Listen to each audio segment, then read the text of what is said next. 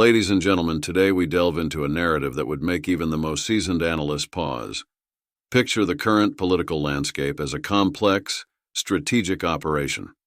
Our protagonist, or perhaps more fittingly, our antagonist, is none other than President Joe Biden. Now let's consider, is it truly plausible that an entire political party would be so negligent as to place someone devoid of their faculties in charge? Could this be mere incompetence, or is there a more cunning stratagem at play? History provides numerous instances where leaders were underestimated, allowing them to operate under the radar. Ronald Reagan, often dismissed as a mere actor-turned-politician, executed policies that reshaped America. Winston Churchill, perceived as a bumbling fool by many, led Britain through its darkest hours. Harry S. Truman, seen as ill-prepared, made bold decisions like the use of atomic bombs. These leaders, roundly underestimated by their contemporaries, maneuvered with strategic acumen. Now let's turn our focus to President Biden. The narrative painted by the Democrats depicts him as a figure of declining faculties, yet this portrayal might just be the smokescreen needed to push through policies and decisions with minimal scrutiny, a facade that the opposition continues to readily underestimate in its ability to achieve their targets. For a moment, consider the following. Let's assume that every conspiracy theory against the Democrats is true. The elections were rigged, the support of wars and the destabilization of the U.S. economy through open borders were all part of a globalist plan. Republicans, and even some Democratic voices, have argued that Biden will lose the election due to the brazen attempts to discredit Trump. So let's make this clear. A group of some of the most powerful individuals in the world supposedly came together, successfully rigged an election, and took huge risks in stirring up civil unrest that furthers globalist interests. Yet this same group is also painted as a collection of bumbling idiots who can't foresee the economic repercussions of supporting wars, who believe the public won't see through the unjust persecution of a political rival, and who fail to consider the effect these actions will have on the electorate.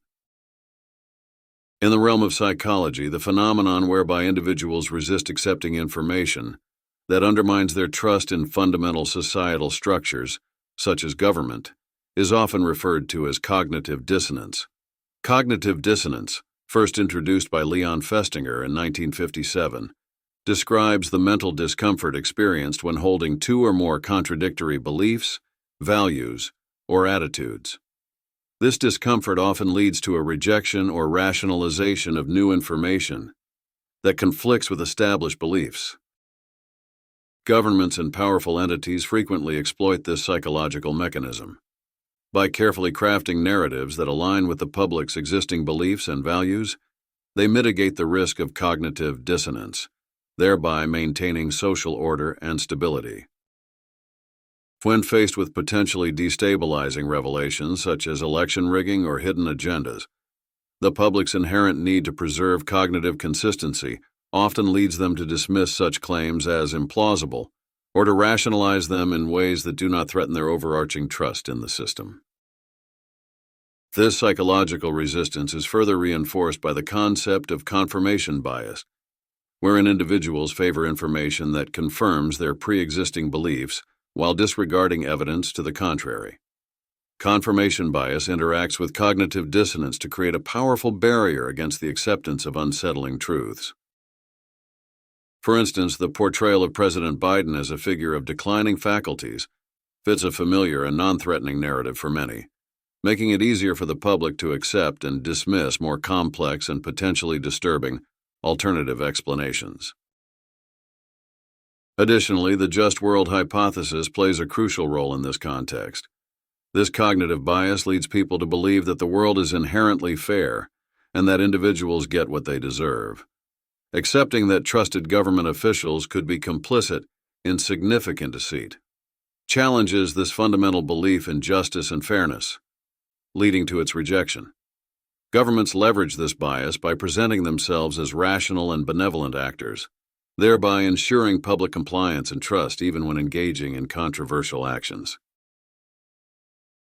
In essence, the interplay of cognitive dissonance, confirmation bias, and the just world hypothesis creates a robust psychological framework that governments can manipulate to maintain control and prevent widespread destabilization. By understanding and exploiting these psychological principles, governments ensure that even the most damning evidence of malfeasance is often met with public incredulity and rationalization, preserving the status quo. Now let me ask you, as you listen to this narrative, how many times has your mind tried to reject what is being described? Despite every part being fundamentally rational, how often have you found yourself thinking, "This can't be true," or "This is too far-fetched"? This reaction is not unique to you. It's a manifestation of deeply ingrained psychological mechanisms at play. Consider this. If I can evoke such resistance in you within a few minutes of an anonymous video, imagine the impact of an entire life under the influence of government narratives. Imagine the cumulative effect of a lifetime spent gathering all the fears a human could fear, and all the comforts one could cling to. Governments and institutions understand these mechanisms deeply and leverage them to maintain control and order. This isn't a conspiracy theory, it's a fundamental aspect of human psychology.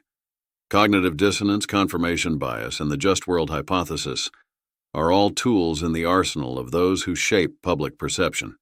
These tools are wielded to keep you compliant, to prevent you from questioning too deeply, and to ensure that the structures of power remain unchallenged. So as you reflect on this, ask yourself, what are the narratives you've accepted without question? How have your beliefs been shaped by the steady, unrelenting influence of those in power? And most importantly, what will you do with this awareness? The challenge before you is to see through the veil, to question the comfortable narratives, and to seek the truth, however unsettling it might be. The bumbling facade of Biden hides a calculated strategy to reshape the world order. It's a narrative too uncomfortable for many to accept, but perhaps that's exactly what makes it so effective. The truth is that if you find this knowledge uncomfortable, maybe even unbearable, to the point where you want to just turn this video off and forget what was said, there is a solution to restore the calm in your mind without rejecting the truth. There is a means to return to the order that we as humans depend on so badly. We will discuss this in our next transmission. Until then, don't pray for a lighter load, ask for a stronger back. You'll be surprised just what you can carry if you focus. Good night, and God bless you, wherever you are.